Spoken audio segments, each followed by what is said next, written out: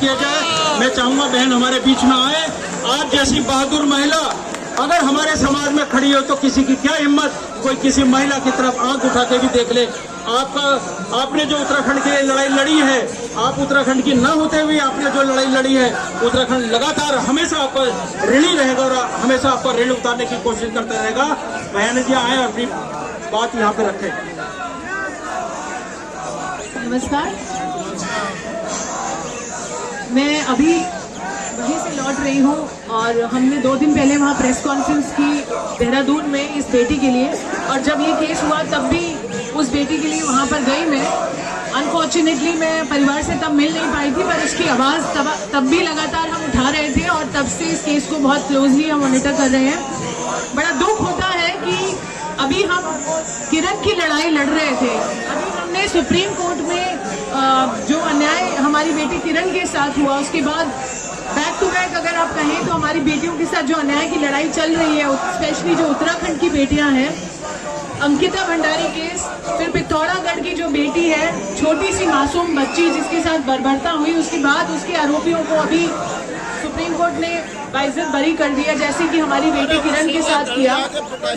किरण नेगी का केस शुरू से हमने देखा और इतनी लड़ाई लड़ने के बाद दिल बहुत आहत हुआ, क्योंकि वो 2 लड़ाइयां मैं साथ में लड़ रही थी। यही जंतर मंतर से शुरुआत की थी हमने दोनों बेटियों के लिए, निर्भया के लिए और किरण नेगी के लिए। हमें एक तरफ तो ये खुशी रही कि निर्भया के दरिंदों को हमने फांसी तक पहुंचा दिया, पर जब किरण नेगी के बलात्कारी बाइज्जत छूट के बाहर आ गए तो दिल इतना टूट गया था। मतलब उस समय तो रोते रोते कोर्ट के बाहर ही मेरा बुरा हाल था, पर हमने सोचा ये आवाज यहाँ रुकनी नहीं चाहिए। आप लोगों का सहयोग तब भी रहा, काफी हम लोग लड़े इसके लिए, पर कुछ कर नहीं पाए। आज भी मुझे रातों को नींद नहीं आती कि उस बेटी के साथ इतना अन्याय हुआ और अब अंकिता भंडारी के साथ भी यही सब हो रहा है। तो क्यों हमारी बेटियां, वो हमारी देश की बेटियां हैं, चाहे मैं उत्तराखंड की हूँ या नहीं हूँ, देश की सारी बेटियों के लिए आवाज उठाते आई हूँ और उठाते रहूंगी। चाहे प्रदेश कोई भी हो, वो बेटी है, इस देश की बेटी है और जो भी अन्याय हुआ है हमें मिल के लड़ना है। पर मुझे एक तसल्ली ये है कि जिस लड़ाई को अकेले काफी टाइम, मतलब बहुत अकेले तो नहीं, बट कुछ चंद लोगों के साथ किरण के लिए लड़ा, पर मैंने जब देखा अभी जो आंदोलन आप लोग कर रहे हो अपनी बेटी के लिए, बहुत जरूरी है, बहुत जरूरी है। और आप सबको नमन है कि आप आए हो, और यहाँ नहीं हर तरफ आंदोलन हो रहा है, क्योंकि अब आपको लगा कि हमारी बेटियों के साथ जो हो रहा है, स्पेशली उत्तराखंड की बेटियों के साथ इतनी सारी लाखों में बेटियां मिस हो रही हैं, आपको मालूम होगा, बेची जा रही हैं, और फिर भी सरकारें सो नहीं रही हैं, सरकारें सो नहीं रही हैं, वो इसमें लिप्त हैं। आप देखिए, चाहे कोई भी सत्ता हो, हमने यहीं से, मुझे आरोप लगाया जाता है एक पर्टिकुलर पार्टी के उसमें, पर एक बात बताइए, अगर यहाँ पर जंतर मंतर, जहाँ मैं एग्जैक्टली खड़ी हूँ, एग्जैक्टली वहीं हमारा बेस कैंप था। जब हमने निर्भया के लिए आवाज उठाई तो किसकी सरकार थी? कांग्रेस की थी। और आप मानो सरकारें पलटी हैं, और सरकार पलट गई बेटियों को बचाने के लिए। निर्भया के दौरान हमें इतना आक्रोश था, किरण के दौरान इतना आक्रोश था कि सत्ता पलट दी हमने।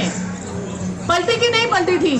तो आज जो भी सत्ता हो, हमें नहीं मालूम जो भी है, पर वो मौन नहीं है, वो लिप्त है।